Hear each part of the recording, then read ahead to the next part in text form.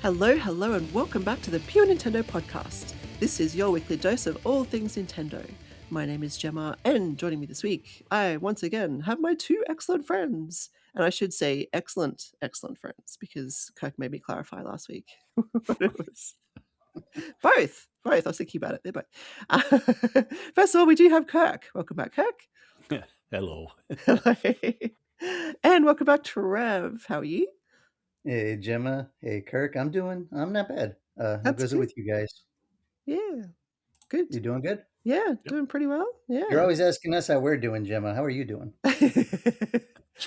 Well, don't get me started. No, I'm all good. I'm going to see the new Star Wars movie today, so I'm excited about that. The new Mandalorian movie. That's pretty cool, I think. I was about to ask, there's a new Star Wars movie? You didn't even know about it. Yeah, you mentioned the town. I'm like, oh, okay. All right. Yeah, I guess I didn't know it was a movie. I thought it was like a show or something. Yeah. Yeah, no, the new Mando New movie. Yeah, Netflix they've been series. advertising it a lot, but I could see why you would think it was like a show because I thought that at first too. Yeah, exactly. Yes, it's the first big screen outing for the Mandalorian. First Star Wars movie at the cinema in 7 years or something. So looking forward to that. But Has we it have been that long? Yeah, apparently 2019 was the last one, which is crazy. Yeah. Anyway, we've got plenty of not non-Star Wars related things to talk about today, Nintendo related things. Heaps of news to talk about, Kirk's Corner, of course, and the games that we're playing. But let's kick things off with the game of the week from Nintendo's perspective, at least, as in the first party title that just came out, which is Yoshi and the Mysterious Book, which just came out on May the 21st. And this is the Switch 2 title. I have been playing this one. I'm reviewing this one actually, which I'm super excited about.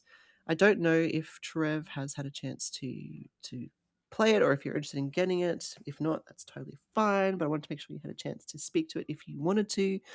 Have you had a chance to, Trev, or not yet? I have not. I mean, you do know I was interested though, because Yeah.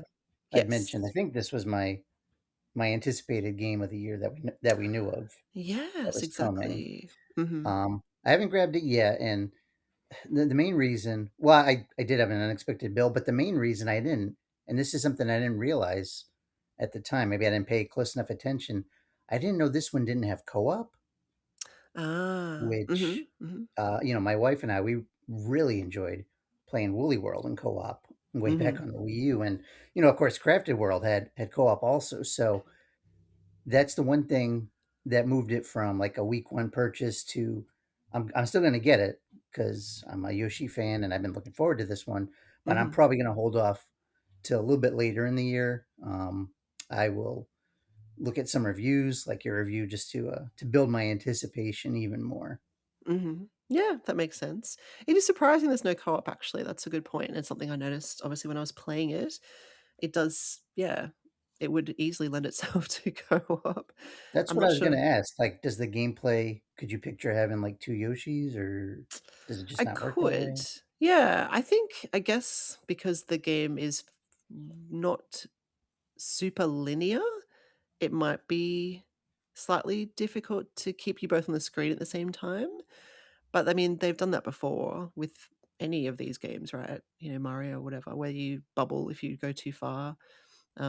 How did they do it in Woolly's World? Was that how did they do the co-op? I just can't remember. I'm Was it trying too? to I just got done saying how much we enjoyed it. You know what the problem is?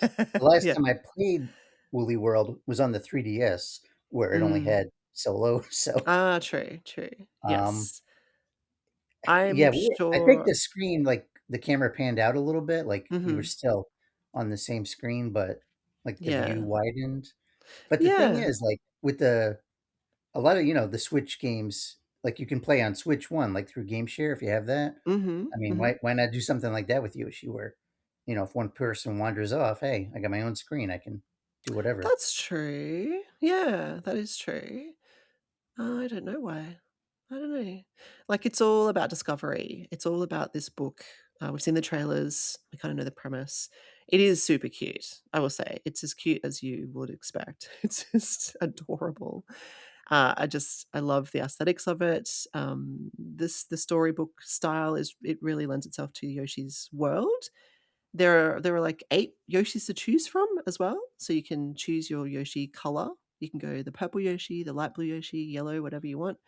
That's another little touch that's in there. The book has like a contents page, which makes sense. So you can see all the worlds that there are available to you. You have to earn stars in each world to unlock another world, and there are 6 altogether, or chapters they're called, but they're basically worlds. And within each world, it's so if you're reviewing what's the first world that we've seen on the trailer, I should know because I've been playing it, Wild Woods or something. I can't remember what it's called. There's all these creatures loitering around, like you've seen the crazy Daisy in the trailer. And things change as you discover. So you use the magnifying glass over an enemy it's not an enemy, sorry, a creature, and that you want to investigate. Yoshi jumps in, does the investigating, comes back out. And then the pages kind of move and more sorry, they're not enemies. Why do I keep calling them enemies? More characters become available. Like if Crazy Daisy moves along, something might fall down and another character makes itself known to you. And so then you can investigate that character. So there are multiple of these, characters, for want of a better word, in each chapter to investigate. And you can go back and forth between chapters. You can unlock them once you have enough stars, which are earned by doing these, like discovering things about each character. So I'm just thinking in terms of the co-op, back to that, sorry, that when you're in a level and you're sort of exploring, you kind of go left to right, like it's a platformer, but you also go up and down, you go backwards as well because you missed something or you want to do something else. So maybe that's why, because it's just a lot of roaming around would be the reason. I don't know. And I guess also because once you do something with let's say Crazy Daisy, you discover something with this little creature. Do you both see it? Do you both unlock it? Like, I don't know. Yeah. I think it's because it's like reading a book, and I suppose reading a book is a solo experience, maybe. Yeah, you I can't could really read see. over this one shoulder. Yeah, so I feel like that might be the reason. It would be nice, and I did think it would be nice, but I can kind of see why they did it this way. Yeah. But the game share one is a good example where I would like to see that on 2 screens. I think that would be pretty neat. Mm. But it is really fun. It's really nice. It's very creative, I would say. Some of these creatures that you discover. Uh, and you can name them. The Crazy Daisy was one we saw in the trailer. You can name it something else if you prefer. So I've listened to Mr. E's, who's the book, listened to his suggestions for every character, but then I've mostly gone with my own names because I don't particularly like his names. Are the names he gives, are they like official names or? I guess so, because Shy Guys are in it, and he calls them Shy Guys. So, Oh, because I was yeah. going to say, if you do a made up name and it's a new character, you're just going to forever call that character by your own name, Yeah, that's true. That is imprinted true. on your brain. Because some of the characters appear in other characters' stories. So once you get Crazy Daisy seems to be in almost every story I've done, I think, which is kind of cool. It's like the main one, I guess. Like even in the Shy Guy story, there are Crazy Daisies loitering around. You mostly just use them for eggs. Well, that's what I do anyway. Because when you eat a Crazy Daisy, it becomes an egg, and that's one of the things you do. You try to eat all the characters and see what happens. Some of them become eggs, some of them can't be eaten, some of them disappear, whatever it is. And it's really fun to discover what each one does. And each level is slightly different in terms of the Shy Guys, for example. In that one, you're sort of playing tag with the Shy Guys. So you have to catch the red one, and then he wants you to catch the blue one, and then he or she, whatever, wants you to catch the yellow one. And you have to find them. They're sort of hiding around this level. It's really fun. There's another character that sort of whistles a tune when it's sitting on your back, and that does unlock things for you. That sort of makes flowers bloom and makes other things happen. It really depends on the character and what it does and how it interacts with the world. So it's really, really creative and quite interesting. Yeah, I'm sort of smiling the whole time because it's just so cute and fun and just not like anything else I've ever really played. And like I said, I call them enemies, but they're just not enemies. They're there to help you, and you're there to discover them, really. Mm. It's exceedingly cute. It's exceedingly cute. And I've unlocked maybe 5 of the chapters out of 6 so far, so I'm getting through it pretty quickly. But like I said, once you've got enough stars, you can unlock a chapter, and there's plenty to go back and do. Each level has 3 of those smiley daisy flowers to discover, and some of those are pretty well hidden. I've tried to avoid reviews, so far because it's out, right? We didn't get the code till the day of release, so our review is still going to be a few days away or whatever. But other outlets obviously got it in advance and they've had their reviews up, and I've tried to avoid that, even though I'm very interested in what people think. But now that I'm reviewing it, I don't want to, I don't want to, give myself impressions that aren't mine. So my only kind of worry is that people might think it's too easy or too kiddie, like for kids potentially. I'm looking at you, Kirk. But are you talking about from a complexity standpoint or a design and story standpoint? I guess both, but I don't think it's too simple. I think it's quite. I don't. As in, maybe that's an issue where it's either not kiddie enough, or it's like maybe aesthetically it's designed for kids, but then it's like there's heaps of reading to do, for example, or there's these really well hidden flowers. So I don't think it's necessarily aimed at a younger audience, particularly.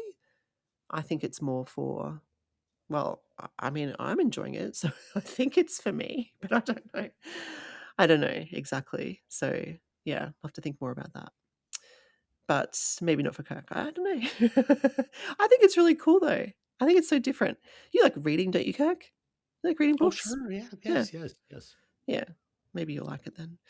Yeah. There's a lot to it. There is a lot more to it than maybe it looks upon the surface in terms of, yeah, there's just heaps of these characters, and heaps of things to discover about them. And then I don't really know quite what this is yet, but sometimes there's a little shadow character that comes and appears on your pages that you've already done, and there's an element to these characters you haven't done, and you have to go back into the level and find this extra thing. So there's reasons to go back and do it again. And then, like I said, characters move around on the main page, which unlocks more characters. So there's heaps of incentive to keep playing, if that makes sense. So far, Oh yeah, yeah, all the Yoshi games are kind of like that, right? And the yeah, collectibles and yeah. And like some locations. levels, I'll just sit in for ages and just walk around and look for everything. Hunting in every nook and cranny. Other ones are a lot easier and faster, and I find that I complete them really quickly. So there's sort of both cases there.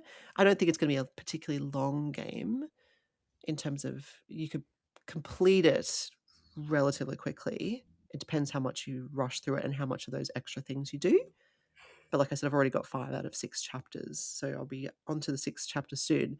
Presumably, once I do that, and I don't know, there's like a side story with Bowser Jr. happening in the background. Presumably, once I figure out what's going on there, I guess that game would end. I suppose there'd be some sort of ending, but then you can go back and do all the rest of it. So yeah. Yeah, so I'll keep going with it. Stay tuned for my thoughts, my full thoughts, when I get to write them down in a review in review format. Did you have any other questions about Yoshi and the Mysterious Book? I do, and Sure. I'll try to be quick. Like you, I haven't read reviews, not because I'm reviewing it, but up Mhm. until I realized about the co-op, I thought I was going to grab it right away, and I wanted to Mm. be surprised. Now that Mhm. I'm not, I am going to read some reviews. But my first question is, what do you think of the music? Because Yoshi games can be feast or famine Mhm. in terms of the music. Like sometimes they're beautiful soundtracks, and then other times it's the Yoshis kind of. Yeah, music, I don't think it's a major player in the games. Some levels don't have a lot of music, and that's deliberate because the creature that you're discovering makes music, and so that's your Oh, background music, and those tunes are quite sweet and cute. And there's 2 levels where you're making music in different ways. So I haven't really noticed a whole lot of background music. I think it's pretty simple in the levels that do have it. It's quite it's quite simple. Yeah. hmm, okay. Mhm. My one other question is, I was a little confused just reading about like the amiibo use because, like in Woolly World, Mm. you could make Yoshi like basically look like the amiibo, like scan him and he'd look like like a costume. But like, what are these tokens? Have you fiddled around with that at all? I have scanned some amiibo. I don't know what the tokens are though. So I was a little disappointed with the amiibo functionality because it didn't seem like a lot to me. And tell me what you've heard. But when I scan amiibo, it does like a fortune. It reads your fortune for you, and it only takes Yoshi's or Poochie or Bowser Jr. I have all three of those. I've scanned all three, and you can only do them once a day. So I did them all on the first day, and they gave me different fortunes. Two of them weren't like I did three. Two of them were, you're not going to have much luck today or whatever, and you just get 10. I guess tokens is that I thought they were coins, but I guess they're tokens. So I got 10 tokens for just scanning them, basically. And then one of them, which was Bowser Jr., actually, he had a good fortune that day, and I got, I don't know, 100 tokens. So that's all it is, really.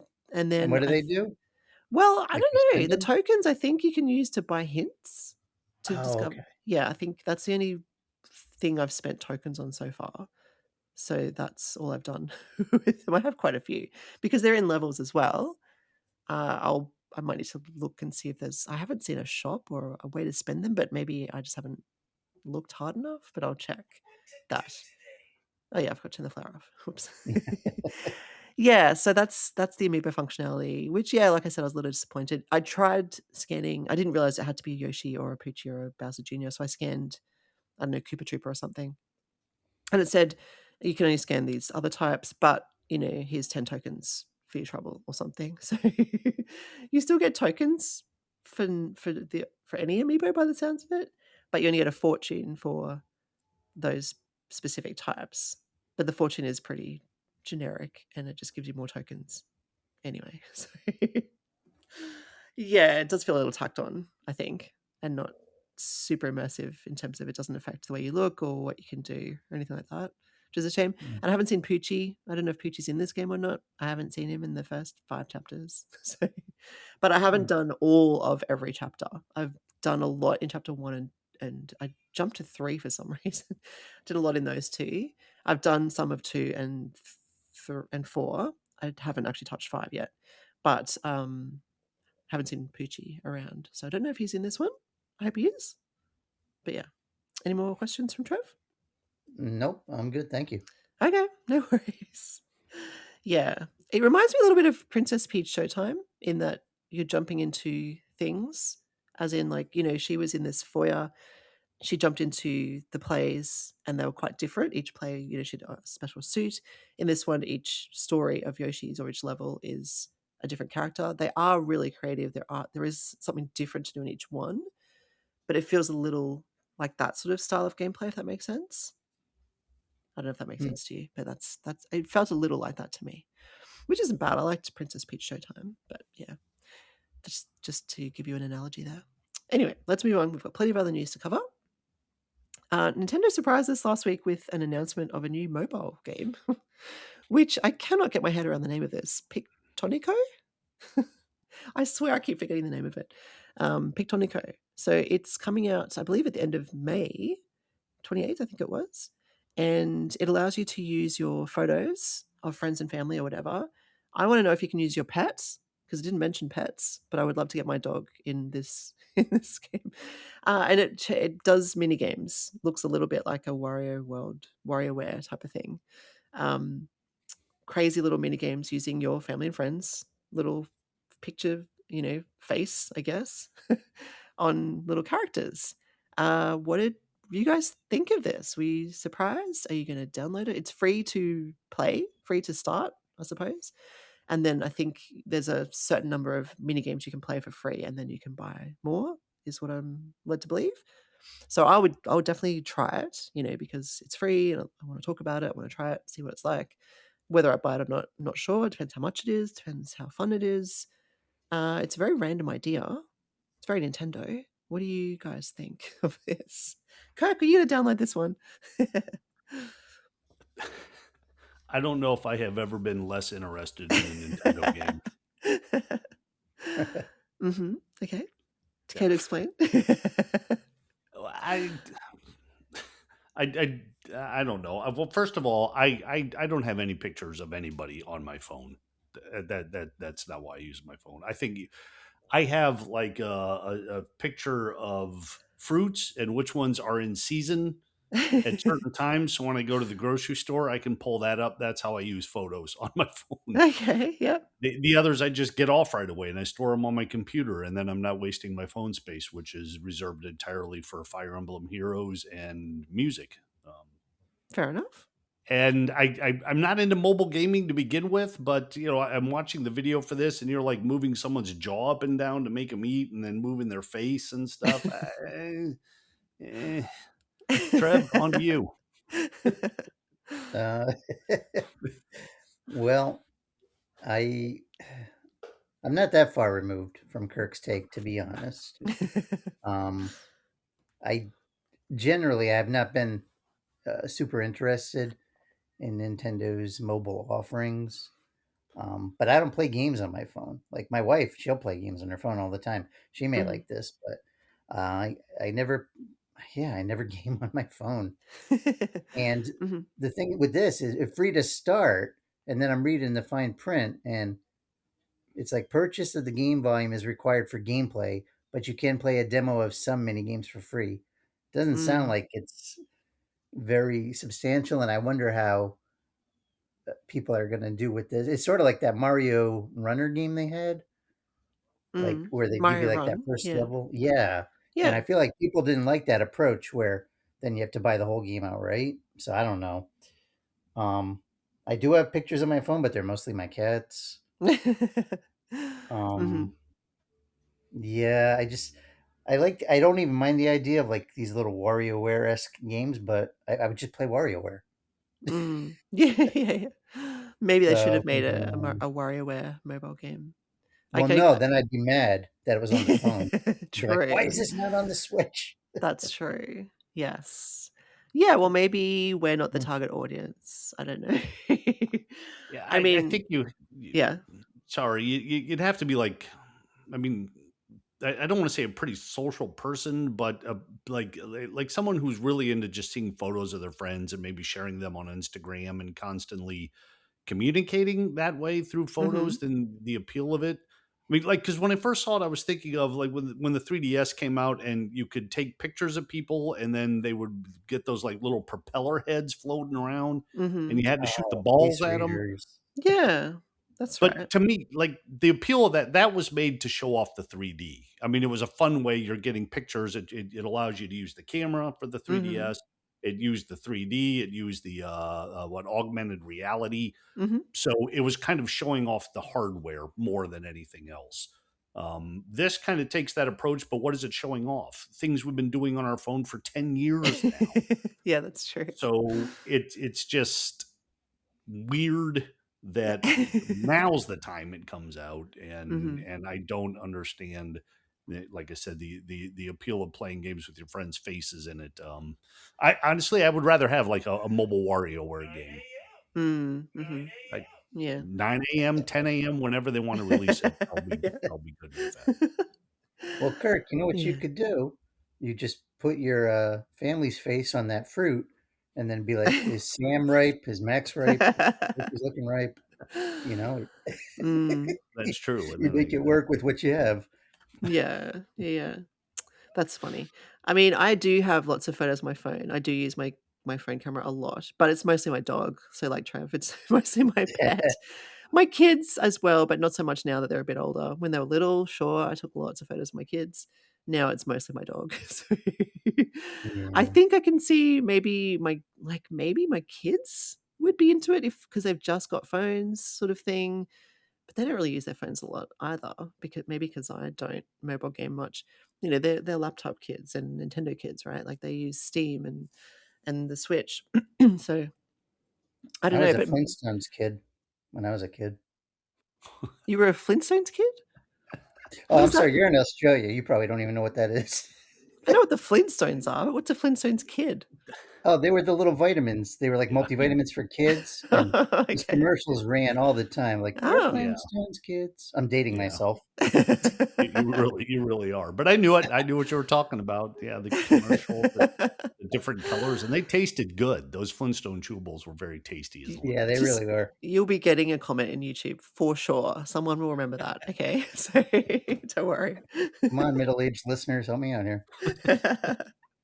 You know what, though? Yeah. In all seriousness, like I'm thinking later in the year, maybe like when people get time off for like the holidays or whatever, if you got a group together in a goofy mood, I could see downloading this just to have fun for like a long weekend or something with True. friends. I don't think I'd leave it on my phone, but never say never, because if I got some friends and we were in a goofy mood and looking to kill some time, but then again, the Switch is right there. Yeah, So yeah. I don't know. And how hard is it for everybody to crowd around the phone to watch one person play it? Because only one person can do it, and everyone else just has to look like, look, his mouth is moving and eating food. He's not doing that in real life. This is crazy. Yeah. He's And eating is the everyone going fruit. to feel comfortable? What's that? Oh, the mouth is eating the fruit. So Kirk's got the food ready. I'll let you know what's in season. Is everyone going to be comfortable getting their picture taken too? Like Nintendo says, "Oh, we're not going to do anything with the images," but people Yeah, might I be paranoid. guess.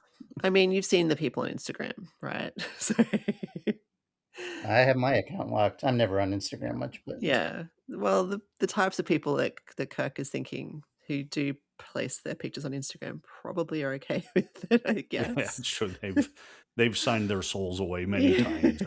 And Yes. happy being a product. Yeah, exactly. Well, let's see how it goes. I said I will try it, of course, and this is mostly out of curiosity and also so we can talk about it on the show. But I will be trying it. It is free, so I do think it's probably aimed at a younger audience, and maybe they'll do things like they'll theme people with. Maybe it's a Mario level, you know what I mean, like where people dress up as Mario, and that links people, the players, the younger generation, whatever, with Mario games, and they're like, "Oh, I've had fun with Pictonico. Hey, maybe I should play Mario on the Switch." I don't know. Maybe it's an advertising thing, but it's not free, which seems weird. I don't know who would pay for it, but we'll have to play it first. My thing is the name Pictonico. I just can't. I cannot remember that name. It does not stick in my mind at all. Like, I read it the whole time as Pictonico.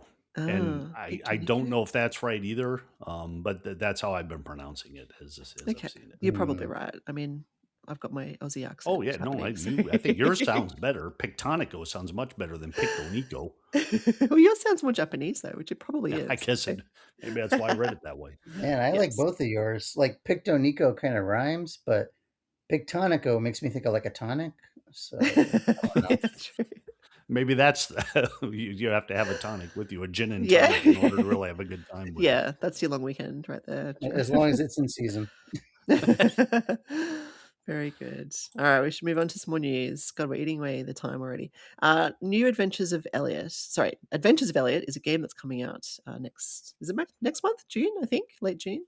And there is a new demo out now. There was already a demo available. This is the second one. I don't know if the first one's disappeared. I think it probably has because this is replacing it, I believe. I didn't recognize. So I've downloaded the demo. I'm guessing neither of you have, but please tell me if you have. Nope. Nope. Okay. I did Did download you? it, Did you? but I haven't Oh. played it yet. Okay. I know I saw it in the notes, and I thought I'd surprise you because I'm like, "Oh, Trev downloaded a demo," but I waited too long to do it. I did it just before we started recording, so yeah, later tonight I'll Okay. check it out. But what did you think? Because you must have downloaded it. Yeah, I did. I downloaded it. I've played it. I haven't finished it. It seems quite long. I've played like 2 hours of it and it's still going. So I'm like, oh, I okay. thought it took me like 15 minutes to download the demo, so I'm like, there's got to be some meat on the bones. Yeah, it's pretty hefty in size. I mean, I played the original demo. This is very similar. I think it's more fleshed out. There's more of a story, more to do. It's good though. I like it. I really think if Kirk could get past the visual style, he'd probably like this game because it feels very JRPG melodramatic kind of thing. Although it is an action based RPG, it's not turn based, so it's more like Link, like Legend of Zelda. So you're just walking around slashing enemies, basically. But you can equip. So I've equipped a boomerang as well as a sword. You can do a secondary weapon. I've unlocked the boomerang and also a bow. So also very, Link like. So it feels like an homage almost to the Legend of Zelda. Elliot's an adventurer. He's on a quest. He's helping the princess who's not kidnapped or anything. She's just trapped in the castle because she uses her magic to protect the town, and so she can't leave, otherwise the magic will fade. And surrounding this town or this village are beasts, I guess, like enemies. And so Elliot goes out and defeats enemies. There's dungeons. There's 2 so far in the demo that I've done, like 2 dungeons, which is why I've been playing for 2 hours. I don't know if there are more dungeons, but there seems to be more exploring that you can do at least. I mean, I like the look of it. It's really grown on me. I think this particular, and I think I said this with the previous demo, I like this version of the 2D HD. I think it looks really nice. I don't know if there's a difference between some of the other ones we've seen, like what is the other? What are the other ones? What was the first one that really promoted Fast this? Traveler. Yeah, that looks very dark, and I don't want to say muddy because it looks nice in its own right, but different to this. This is very colorful. I like the sprites. They look pretty neat and retro in their little 16-bit style. But the backgrounds just look lovely and very lavish. And I like the way the trees kind of fade in and out depending on the perspective, like not perspective, whether they're in the foreground or background. And if you walk, well, it is kind of perspective. If you're walking behind a tree so that you can see yourself, the tree kind of fades into the foreground so you can see through it almost. And that's a really nice way that they do that, very subtle, but works really well. So I think, yeah, visually it's quite nice. The story is a little odd. Like, it's just, I don't know. Maybe it's very Japanese. I don't know, but like even the name's Elliot. It's just an odd character name. I think personally, but that's just me. I don't know. Is Elliot a common name in America for a human? Like, it is here. That's the thing. It's like a very normal name over here. Like it's like John or Steve. It's just like it's a very The normal last name. Elliot I can think of is the dragon from Pete's Dragon, Okay. and that's what, late Yeah. 70s? I was thinking E.T. Wasn't he Elliot? So Oh, yeah. for goodness sakes, Yeah. yes. Yeah. Although that's not that much younger than Pete's Dragon, maybe a few years. True. Is that 70s as well? 80s, maybe early 80s actually. Yeah, E.T.'s it was early early 80s. Yeah. Anyway, I think it's neat. I don't know what the overall plot is because Oh, nothing. Elliot Gould shares Oh my yeah. namesake, Yeah. Uncle Elliot. Yeah. So yeah, it's really it's fun. I think it's a game I would be interested in playing the full version of. I'm guessing it's going to be quite a lengthy game based on the 2-hour plus demo. So yeah. What else can I say? It's really nice. I think people should try it because it's free. It's a demo. Go try it. Rack up your Switch 2 numbers for the year. Like me. Yeah. Did you have anything to add? Either one of you? Questions or anything? Nah, I'll keep an eye on it. Cool. New music has been added to Nintendo Music, which happens most weeks, but sometimes they do skip a week. But this week's edition or last week's was A Link Between Worlds, which is really nice and kind of, in a way, fits in with the last story because it's a top-down kind of RPG, action RPG. We love, obviously, The Legend of Zelda on this show. I particularly love A Link Between Worlds. I'm sure Trev also does. Did you get a chance to listen to these tunes? I did. Yeah, big fan of the game and fan of the soundtrack. Naturally, it's Zelda, and there's a lot of like updates to some Link to the Past tunes, which were already, terrific. So I definitely recommend people give it a listen. Yeah, a couple of the tracks I just want to shout out specifically. Restoring Queen Orin, which I always thought was I always called that the Zora Domain track. I thought it was a unique take on Zora's Domain, because most Zelda's games that have Zora's Domain, it's pretty much the same tune. This one's very different, but just as good. And yeah, I mean, I should probably stop because I could just list so many of these tracks. I love that you've highlighted a track. You can give us one more if you want, if there's another one that stands out. A shout out to the Lost Woods, which that's a tune from A Link to the Past, but so it's not quite as unique, but it's just an awesome update. Some of the subtle things you can pick up, especially if you're wearing like headphones. Yeah, just so many good tunes and such a great game. I'd love to see this game come back. I mean, it's been what, 13 years? No, that can't be right. Something like that. It was, oh yeah. What year was it? I think it was 2013. Is that when New Leaf came out on 3DS? Because I think it was around. Mm. Oh my goodness, Yeah, it was a long time guys, ago. we need this. Yeah, it's a classic, honestly, and the music is lovely. I did listen to it as well during the week while I was working, and yeah, it's fantastic. It's a really good soundtrack. Should I ask Kirk if this is the soundtrack that? It's not. I know it's not. That's okay. Have you played A Link It Between should Worlds, though, be. Kirk? What's that? Have you played A Link Between Worlds? Oh yeah. Yeah. Did they? What was it? The 3DS that we released that for? Is that what we're talking Yes. about? Yes, I played it there. Yeah. Nice. Yeah, it is a classic. Yeah, I would love to see that too, Trev. Thank you. Did you have anything else? Sorry, were we going to add something else just then? Oh no, No. I'm looking at the clock. I've already said Oh, enough. okay. No worries. Two more pieces of news, both related to, I guess, what would you call this? Like media, visual media. There's a new Pac-Man cartoon, which is just debuted for Pac-Man Day on May the 22nd. Okay, I didn't know there was a Pac-Man Day. I Neither don't did think I, to be anyone else honest. did either. Yeah. They may say there's a Pac-Man Day, but I don't know anybody who's looking forward to that. Well, And it's now not that I like, know about it, I am. yeah, yeah. So what is this? Like, is it a serial, like a ongoing thing, or a one-off, or it's a animated shorts series, right? And Pac-Man's Yeah, had series before, right? he Many has. times, Yeah, I think. more than Yeah. one. Mm-hmm. It's interesting. If you go on IMDb, they call this a miniseries, but when I think of miniseries, I think of kind of like longer than a movie almost. But these are really short. They're animated shorts, like little. Like this first one here was only a little over 3 minutes. So, Okay. Mm-hmm. yeah, I just call them animated shorts. I've seen a few different terms thrown around, but Mm-hmm. Yeah. yeah, I like any attention Pac-Man gets. I didn't like you guys. I didn't know there was a Pac-Man Day. I knew this was like an anniversary year for Pac-Man, but Oh I yeah. didn't know they had a What's the anniversary? 45. Wow. Okay.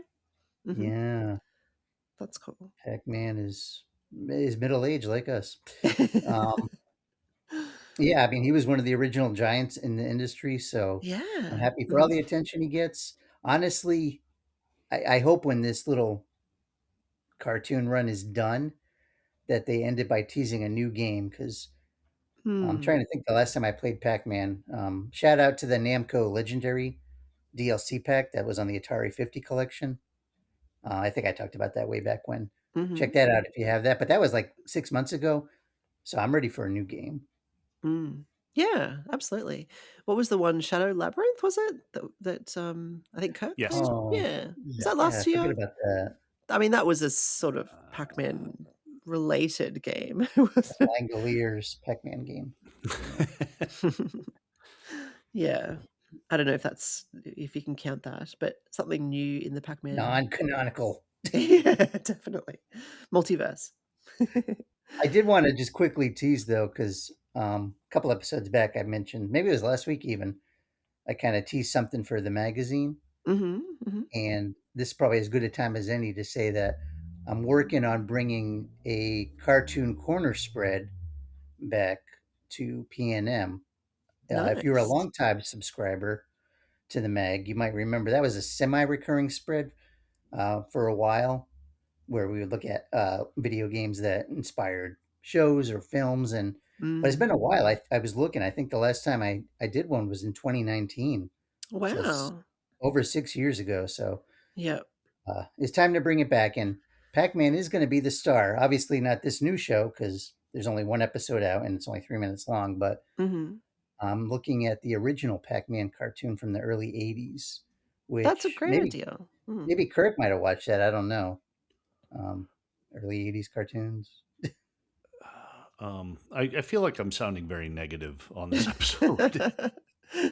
It's not intentional. Um, I never had any interest in Pac-Man as a character so much as a little face that kind of went around and ate some dots. I see. Okay, no, fair enough. Mm. Fair enough. I was Mm. just thinking more for the time period. But yeah, it's a cool little cartoon. It actually ran for 2 seasons, which isn't a small feat for a cartoon, because a lot of the cartoons back then, you might get 13 episodes if you were lucky, or even less. So I'm just taking a look at the first season, and if readers, like this spread and want to see it keep going, um, I'll carry on, presuming that there's room in the issue. I know we only have 50 odd pages, so we got to Mm, prioritize. But it's something yeah, I've wanted to do for a while. I think we can make room. Yeah, I like that idea, definitely.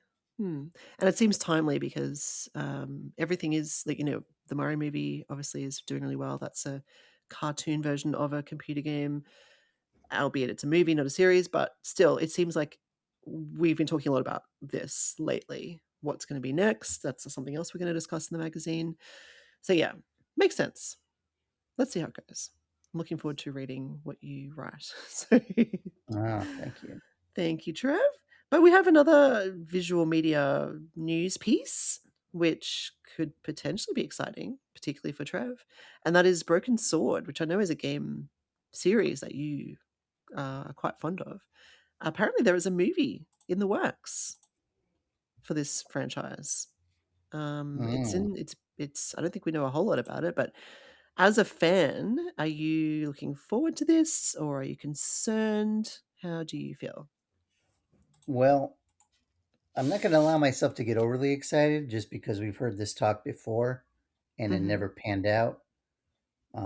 This time seems like maybe it's there's a little more of a foundation there. And obviously, having Charles Cecil's involvement is a plus.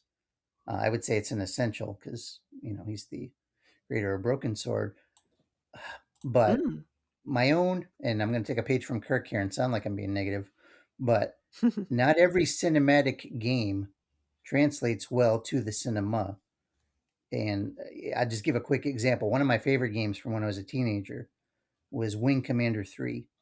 I played it on the 3DO. It was on the PC. It was on the PlayStation, and it had awesome actors: Mark Hamill, Malcolm McDowell, John Rice Oh. Davies, Tim Curry. And then several years later, they made a film, and it had Freddie Prinze Jr. and Matthew Lillard, and it was nothing like the game. And I'm not knocking those actors. I've seen them in other things where I've enjoyed them, but they didn't have the gravitas. It was just a forgettable 90 minutes or 2 hours, however long it was. So I don't want Broken Sword to turn into that. Yeah, okay. Kirk seems to relate to this, maybe? I saw that I saw that movie in the theater. In fact, I may have mentioned this before, but whenever Tyranny and I are tossing out movies that one of us made the other one see that almost led to divorce, that is the one she brings up every single time for the worst movie I ever made her go see. Oh my goodness. Wow. Yeah. Is it I think the one I used for her, there was a movie about it was like not Runaway Bride. It was something with that guy who played Robin. Who played Robin? What was his name? There's been a few Robins. Chris The O'Donnell? one from Chris O'Donnell. Oh, Chris yeah. O'Donnell was in some romantic comedy that was just god awful Uh. to sit through. And I made her sit through that, and we're even and still together. What happened to Chris Yeah, O'Donnell? there's no way, Trev. There's no way that a Broken Sword movie could be as bad as Wing Commander. Was Wing Commander, is it live action or Yeah. animated? Ah, I The thing almost is, wanna see how bad this movie is. watch the movie and then watch maybe on YouTube somebody who spliced the clips from the game together. Oh, And yeah. it's just whether it's the talent of the actors or the direction is so much better. Like the game just had all these, even the lesser characters were like all actors I'd recognize from other things. They were like seasoned, well trained, and like and it's not just the actors. Like I said, I've seen those guys I mentioned and other things I've enjoyed, Oh yeah, Mm, but yeah. they were young and they're stuck working with the script they have and the direction they had, which mm. was subpar. Um, What year was this movie out?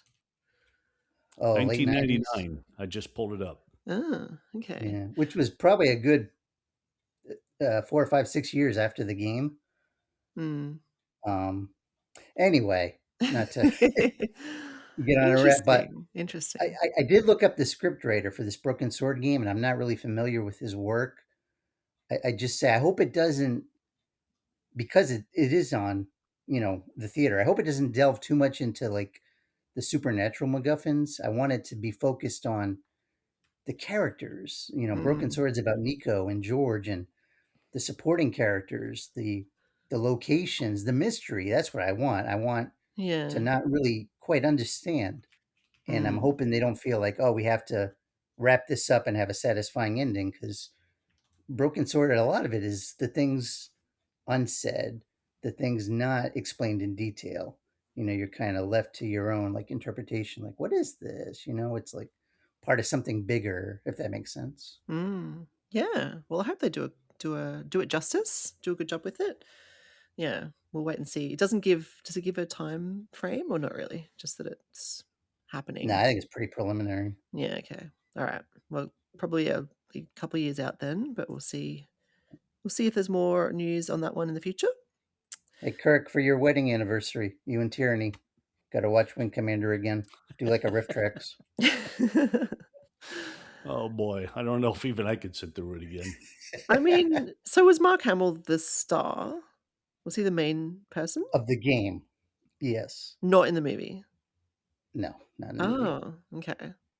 It was Right. just, other than the title, honestly, and like the Kilrathi, like I don't think I would have necessarily known it was connected. Okay. It was like Loosely it's like based. I blocked it out of my brain. Like I'm looking at like these still screenshots, and I'm like, did I actually see this? It just had a And plane in it. That's all. That was the connection, was it? it's it did not leave an impression, at least not a Mm. favorable one. No, it doesn't sound like it. No. But it didn't help that I love the game, so I had high expectations. Yeah, yeah. I don't know why they didn't just use the actors from the game, Yeah, who that is were all, I strange. mean, Hmm. well trained through, film and TV and the Mm. stage. I mean, hmm. Very interesting. Let us know, listeners, if you have seen Wing Commander. Or what is your worst or best movie adaptation, maybe, for a video What's game? your divorce movie if you're Yeah, married? what's your divorce movie? Oh, dear. Well, let's give Kirk a time to shine and bring some positivity to us with his Kirk's Corner. What's on the go this week? Today, I want to talk about Anomalith, which is a game coming to the Switch 2 from again this company. Their games I like. I can't pronounce it. Furyu. And it is described as a survival horror, survival action meets anomaly horror, and Furyu's trademark Bishoujo action. So you guys are all set, right? You have an exact idea what's going on. Oh, yeah. Yeah, this game is coming October 29th to multiple systems, including the Switch 2. It is in the Nintendo eShop now, so you can go in and wish list it if you want. Take a look at the images. Let's see what they say in the press release here. I think this is the best way. Although there's a discrepancy. On the eShop, it says it takes place in the year 2000 whatever. They kind of block it out. Japan, the year 2000 something. In the press release, it says it takes place in the year 19 something. So we don't know when it actually takes place. Spatial anomalies known as otherworlds have appeared without warning. The government's Danger Zone Countermeasures Office has been unsuccessful in repelling the threat and determining its origin. Players take control of investigator Riona Minazuki, who has been awakened from a 10-year slumber inside an anomaly known as a sarcophagus and acquired a keen sensitivity to other worlds. Working alongside her colleagues and commanding officers, Riona strives not only to protect humanity, but to help a dear friend. It does say one of her friends disappeared, and so she went looking for that. She went on a mission. Everybody dies. She somehow comes out of it with special abilities. And it very much, again, I think the main appeal, you can see the trailer, visuals are very bright. They kind of have that look of, what was that game for the Switch where chain attack, where you had two people and you were on chains and you had to fight with them together. Oh, yeah, I don't know what that was called. It was like, it got a big promotion. Anyway, it's kind of like that. It's got that Astral sort of Chain. Astral astral Chain. Oh, chain. yeah. Thank you. Good job, That's Trev. the one. Good job. Thank you. Visuals kind of like that. A lot of action, very combat oriented. It's not turn based, which is my normal thing. But the system goes into a lot of details. There's a lot of focus on guns and which ones you're allowed to use and how you can level them up. And then there's something called anomalization skills, where that's Riona has these unique powers, and they can be used to support the gunfights. And I'm sure level those up and use them throughout to overcome the game's various bosses. Looks cool. It looks like it's going to be a good action game. I don't understand the survival portion of it. I'm sure as we get closer to release, that'll come clear. But I think it's one to keep your eye out for. October 29th, 28th. 29th or 28th? Well, the press release says the 29th and the eShop says the 28th. So who knows? Okay. The version that takes 11:59. place in 2000, whatever, comes out on the 28th. The version set in the 1900s comes out on the 29th. Yeah, okay. Interesting. Just in time for Halloween, either way, I guess. Yeah. Yeah. Yeah. It sounds kind of interesting. Yeah, definitely. Yeah, I wonder what that survival thing is. Is it from what perspective is it from? Third person perspective? Yeah, third person. You're behind. Mm. Yeah, you're behind the character as she fights. Yeah, You know, it's cool. funny you asked that. I have never seen a third-person shooter labeled TPS. Third Like, I person. learned Yeah. something Yeah, new. yeah. Because That's I'm true. like, what's a TPS? I'm like, oh, third-person shooter. But I've never heard anyone say that. Like, maybe I don't play a lot of these games. Is this one called it? Do they call it a TPS? In A the survival TPS. On the eShop, yeah, they have it listed. Maybe they're trying to bring a new term to the. That's a new abbreviation, TPS. It's funny too because they highlight three things about the game: survival, TPS, anomalies, and mutating girl. So if that's a genre that you're into, here you go. Got something to look forward to. Yes. Oh my gosh. Well, it's got me curious. Yeah, there is an image, one of the screen captures here on the eShop. It looks like she's got some kind of crystals coming out of her eyeball, and her arm is mutated into like some kind of like insect claw thing. So I'm assuming that's what mutating girl is, and we'll find out more about that Yeah. closer. Okay. Cool. Thank you, Kirk. Let's move on to the games we're playing. And I think we each have one, potentially.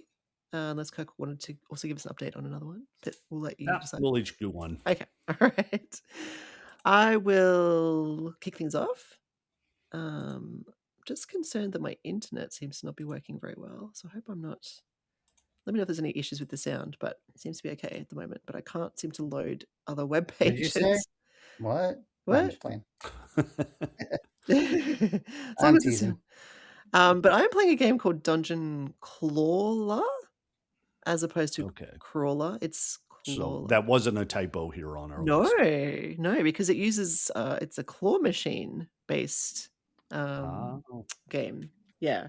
It's a really clever little mechanic. So I guess it's a roguelite and you have to you have to go through a bunch of different levels to get to the end and fight enemies along the way. It's kind of a turn-based fighting situation where you draw your attacks from a claw machine, essentially, which is a really cool idea. It's very unique and different. It's an RCMD, a roguelike claw machine deck builder. Exactly. That. Yeah, so you choose a little character, and I really like the animation style of this game, or the kind of the design, I suppose. The characters are really well drawn. It's kind of got a retro look to it, a little bit, 16-bit or something like that. But it's very colorful. The enemies all look really cool. The designs of them are very cool. And yeah, so basically you're just unlocking new things to add to your run, I suppose. Each time you win a battle, you unlock a new card, or well, it's really an item that goes into your claw machine, and so it adds to the things you can pull out. And so your claw, it goes down, you pull the things out, it brings it to the side, and they come rushing down, and you use them to defend or attack based on what you pick up. So there's a lot of strategy to it, I suppose, in terms of you can pick up the things you want to that you can recognize, like a giant sword that you want to use, or you can pick up shields if you want to boost your, your defense. Things will affect your claw machine, as in some enemies will fill it with water, which means the heavy items sink and they're harder to get, and the lighter ones float. I think there's enemies that fill it with like jelly, and there's honey. There's other weird things, like the honey maybe is a bit better because it sticks things together, so you get more in your claw, like you pick up more things at once. The claw is not very big. I thought it might be upgradable, but I haven't seen that happen yet. But I think like a big claw would be cool. But yeah, I don't know if that's a thing. There's 2 claws each time you have a turn in this turn-based battle. You get 2 goes at picking things up. So 1 claw and then another claw. So you can kind of also strategize that if you wanted to get some defense first and then attack second. Or you just go for the biggest pile of items and try to get the most at once, because you can get a whole bunch. If you're lucky, you can get, 4, 5, 6 attacks or whatever. Or you can be unlucky and miss and get nothing, which is not fun. I have had 1 run so far, and it's pretty long. I'm surprised how long it took me to get through it. It's well over an hour for the run I did, and I got right up to the end and then died. So I was a bit annoyed at myself there. So I need to do more runs and see how they go. But it's a very creative way to make a dungeon crawler / roguelite. It's yeah, it's very different. And so it's kind of got a little map. It's like a top-down map. Each time you complete a battle, you get to choose where to go. So there's not obviously. There are levels. I think the goal is to get through, I can't remember how many levels there are. Maybe 8 or 10, I don't know. But there's a doorway, you have to get to the doorway, and that takes you to the next level. You can sort of choose to avoid certain things in this little map if you wanted to make it a bit faster. I didn't do that, which is maybe why it took me longer. I chose to do everything on the map because sometimes there's battles, but sometimes there are bonus levels. There's this thing called, I don't know, Grandma's lair or something, and grandma gives you coins. Your claw picks up gold and coins and hearts and things like that, good things basically that help you. And then there's little areas where you can go and buy things from a shop. You can upgrade your items in another shop. They cost money, so that's why the coins are helpful. So there's a fair amount to it. If you rush through, you won't have as powerful items, for example. So I did stop at every opportunity and did those things as well. And then sometimes you can avoid a battle just by not doing it and going around it on the map there, but then you may lose experience points or whatever. So, and you also get lots of coins from a battle as well. So yeah, it's pretty well designed. It's a fun little time. I have to play some more to to see what I think of it overall, but yeah, it's interesting. Any questions for me? Yeah. Yeah. Yeah. Yeah, I think this looks like a great idea for a game. I'm wondering if, like, I'm looking at some of the screen captures, and aside from hammers and swords and shields, there are items in there like it looks like a hair dryer and maybe Mhm. some like Windex spray and mirrors. If Yeah. you can you get things that aren't useful at all and they're there for like comedic purposes, or do those somehow still become useful? They're still useful. The hairdryer I did have, I think it attacks the last person first or something like that. It does something different. Yeah. It does have, yeah, they're all relatively useful. I don't think there's any dud things. They all do something. Some are better than others, some are stronger than others. Um, yeah, I can't think what the hairdryer does, but I think it sort of it attacks a certain amount, but on the last player, because normally by default you attack the first enemy. If there's like 3 in a row, you default to attacking the first one, but you might want to get the last one. Maybe that's a more powerful enemy, or he's got some magic that's affecting the claw. Putting the water in or whatever it is, because the water will go down each turn, so it does eventually deplete, but it is annoying while it's there. So yeah, but there's some really creative, fun little items in there. Yeah, which keeps things like it helps with the variety a lot, which is cool. Hmm. Anything else? No, I just I this looks like a great idea for a game. I might have to check this one It out does, myself. doesn't it? I know. Yeah. Yeah, it is a cool idea. What a cool mishmash of ideas, of I don't have a genres. question, but I did leave you a little a Simpsons image that you can splice in while you're talking about this.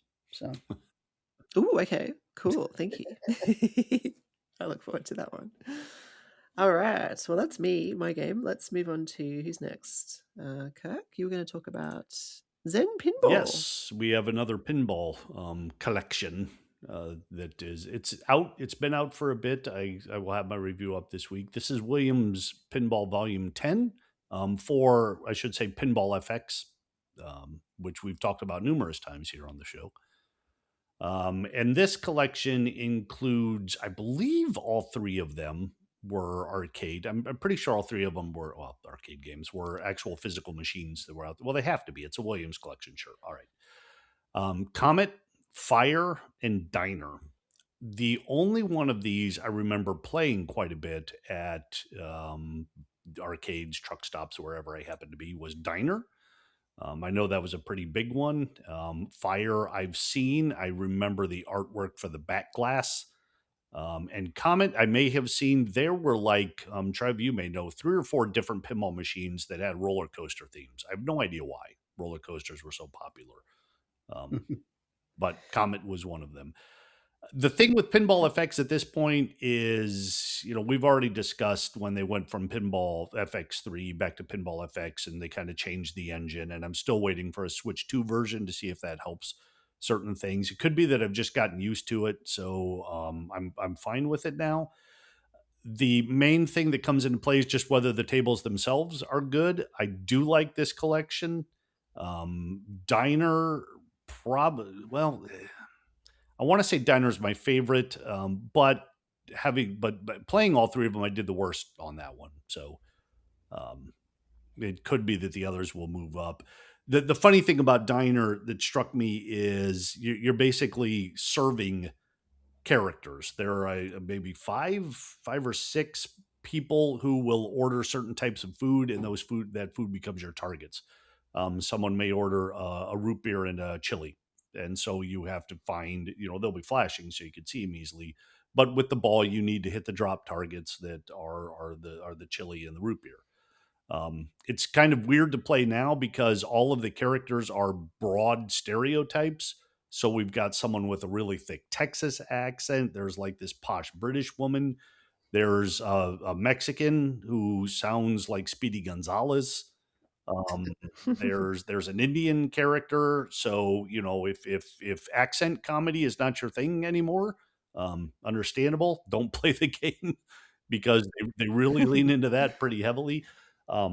The other thing though that I definitely want to mention now is a lot of the Zen Pinball games for Pinball FX, they add graphics to them. They add special effects that obviously aren't part of the pinball themselves. Like in Diner, there's are times there's a waitress standing on top of the table. I mean, that could have happened when you're playing it, but it wouldn't have been, part of the game. But there's in Fire, like what you're doing here is certain buildings, and I'm putting buildings in quotes on the pinball table, will catch fire, and you need to hit the appropriate targets to put them out.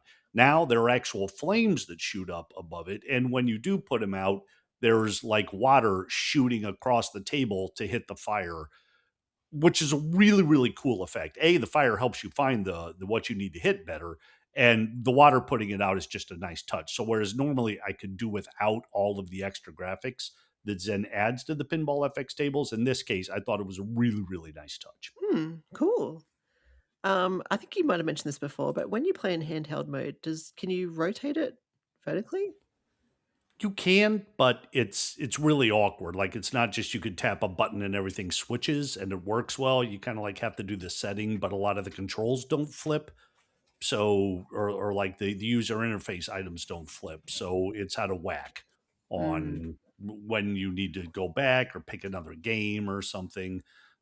Like I wish you could just turn this switch or switch to, and it would automatically figure out that now you're in portrait mode, and could just tap the screen to do what you want to do. So I don't recommend it. If you want to play that way, get it on the iPad or something. Yeah. So do you mostly just play? I mean, you probably play on a television, I guess, but do you I try? do. Yeah. Yeah. Hmm. I've done it handheld a couple times. And Trev, I think when you play, you mostly do it in handheld, don't you? I do, but I totally echo what you said about like it's to do it in the portrait or tape mode. It's you can, but it's not ideal. Yeah, I feel like they could optimize it better if they just Mm. recognize, like you said, that you flipped. But um, well, I don't want to chew up too much more time, but Yeah. The other thing I thought I heard you say before, back glass. I thought you said bat glass, like a Oh, Batman thing. oh, yeah. No. The back glass is well, it's actually a piece of glass. It's where you got the scores up there and the artwork is up there and it's flashing and it's used to advertise the game. So usually some nice artwork. Very cool. Thank you, Kirk. there is Batman pinball though. Oh yeah, there I'm sure sure there is. is. There's Batman everything. Tim Burton Batman and more Adam West type Batman. So depending on your style. Oh yeah, I just recently played that Adam West one is new. Like Oh, it didn't come out back in the 70s or anything. It's a new machine or fairly new. well, as long as I don't have the Chris O'Donnell Robin version of Poor Chris Batman. O'Donnell. Wait, Oh. was he in Wing Commander? Like just a whole string of movies that tear marriages apart. Yeah. Thank you, Kirk. Let's move on to Trev. What are you playing this week? I am playing. Whoop, let me get my phone off Batman Pinball here. I am playing a little game that you actually got the code for, Oh, Jemma, yes, I did. called Yes. Kabuto Park, if I'm saying that correctly. This looks It's a fun. little, yeah, it's an adorable little game. Um, in fact, the main reason I took it is because it is a little game. Hmm. The press release and the listing on Nintendo's page says like 2 to 4 hours, and that's what I was looking for. Coming off a couple RPGs, and I'm also still playing Constance, which I talked about briefly last week. And man, that has some difficulty spikes. So I'm like, I want something chill and small that I can just kind of blitz out. Plus, Kirk took the pinball game from me after he made me take it. So. Yeah, this game's adorable. It's a bug collecting game, and obviously we played games like Animal Crossing where you collect bugs. This is the first time I played a game that's solely focused on that, and initially I'm like, I wonder, but it's done really well. You basically play an in-game month. You're like on a summer vacation at camp.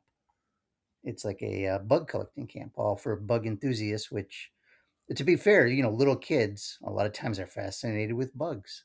So Mm-hmm. I get that. And you collect the bugs, and then you have little battles. Think like maybe Pokemon, but you're not actually the bugs aren't fighting; they're pushing each other. I think the devs compare it to like sumo wrestling, Hmm. and each insect you get gives you like a card you can play. So a little bit like a deck type of building game, and you push the bugs off, and you level up in the ranks for the 30 kids. Like each kid's basically a day, and yeah, it's just a sweet little game. All the kids are very childlike in their dialogue, and there's not a ton of it, right? It's mostly when you are battling, and they'll compliment your insects and talk the way kids do, and then you'll go and you'll try to catch them at various points in the park. You unlock more points in the park, and you can get a bigger net and a bug like little encyclopedia type book that helps you catch rarer bugs. Simple little game, but I ended up getting into just like a rhythm. You kind of zen out, and it's like catch some bugs, go in the collection, put my team together, level up my bugs, fight, repeat the process. And yeah, it only took me about a little over 2 hours, probably the lower end of that estimate. But yeah, it was a lot of fun. And I don't really know this developer. Thank you, Talking Flower. Yeah, I don't really know this developer, Doot Tiny Games. I Yeah. tried clicking. Yeah. Nintendo's website used to let you click on the developer and pull up all their games, but now their site just goes to Nintendo's own games. So I don't know. Ah, That's a that's bad change weird. on their part. Yeah, Um, when did that happen? I don't know. I was hoping it was just my site, my phone bugging out or something, but it's happened for a Hmm. while. But it does look like they have games on like Steam and stuff. I don't know if this is their first Switch game or if they've done another one I've missed, but yeah, definitely check it out. I already beat it, so the review will be as this week.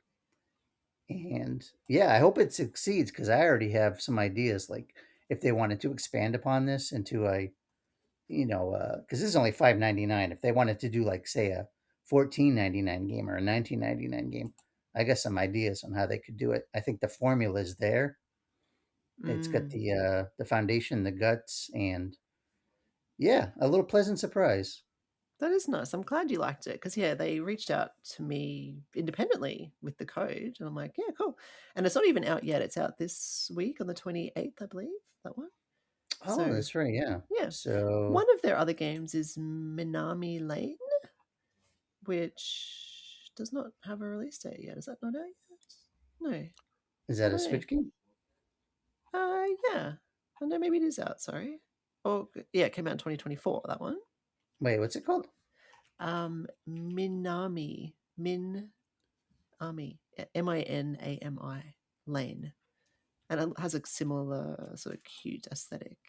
Yeah. Oh, it actually. I'm glad you said that. It looks like there's a bundle, or there's going to be a bundle Oh, okay. that Mhm. has that game along with Kabuto Park.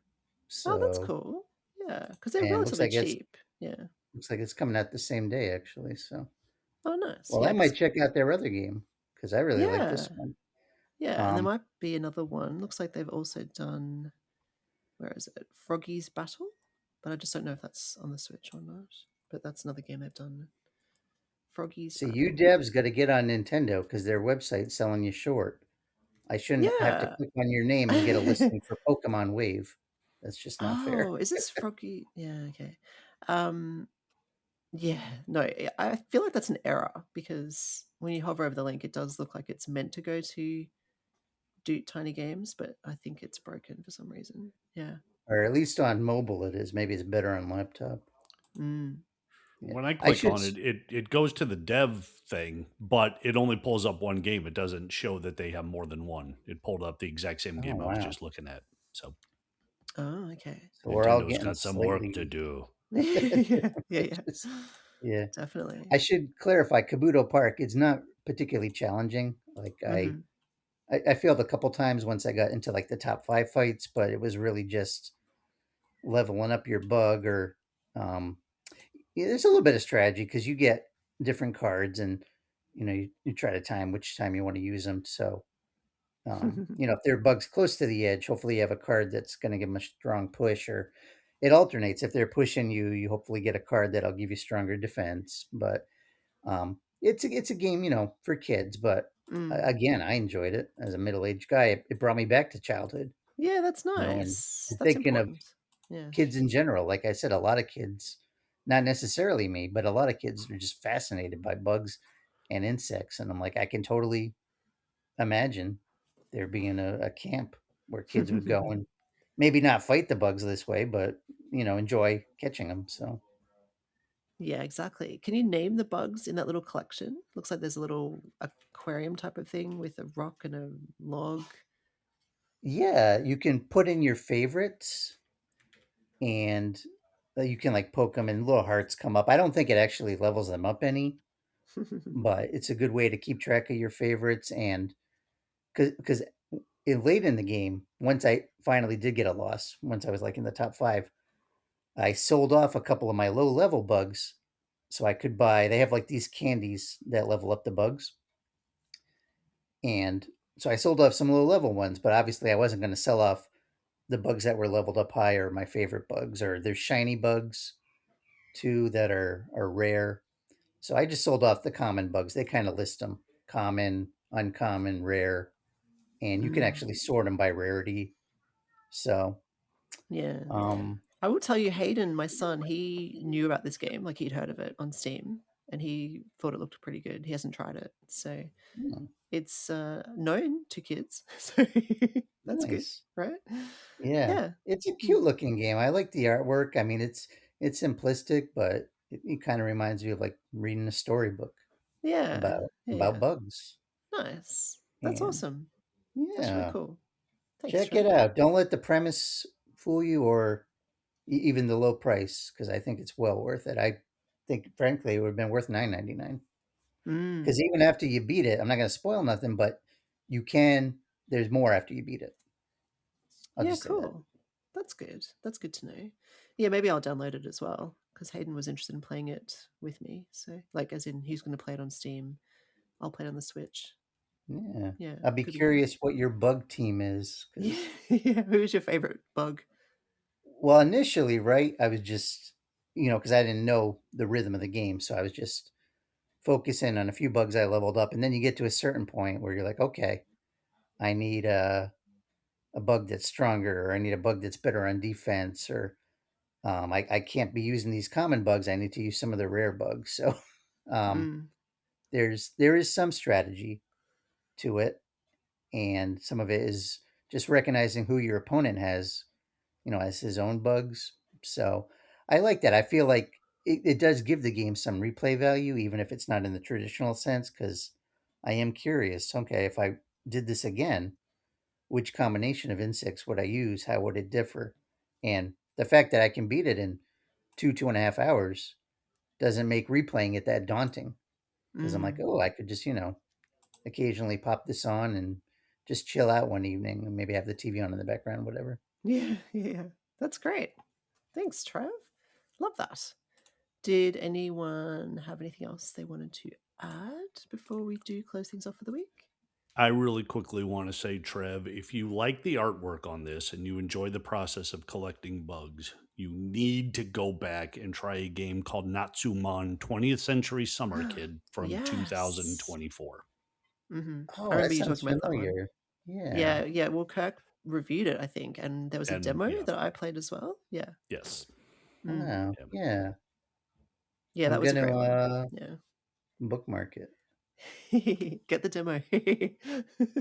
Yeah. No, I definitely will. I'm not gonna be third place this year with playtime or whatever the case I'd may be curious if you do get the demo, if your ideas for expanding that game that you mentioned might be along the lines of what they did with Natsumon.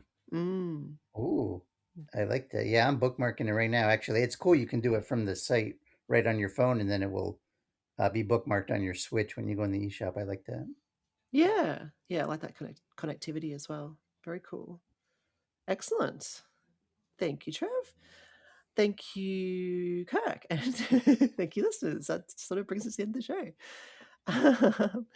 We are on social media. If you'd like to follow us, please head on over to Blue Sky and Instagram and see what we're up to over there. If you'd like to support us and if you'd like to get a copy of the Pure Nintendo magazine, you can do so over at patreon.com/Pure Nintendo. We publish a quarterly magazine. We're working on our next issue right now. So look forward to that one coming out towards the end of June. We'll give more details as we get closer, of course.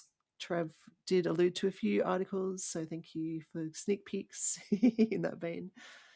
We love putting them together. We love your support. We are adding an Australian tier. We're very excited to do that. So we'll be able to have Australians subscribe very, very soon. So watch out for that detail as it comes. And until next week, thank you and game on, everybody. Bye. We love you, Chris O'Donnell.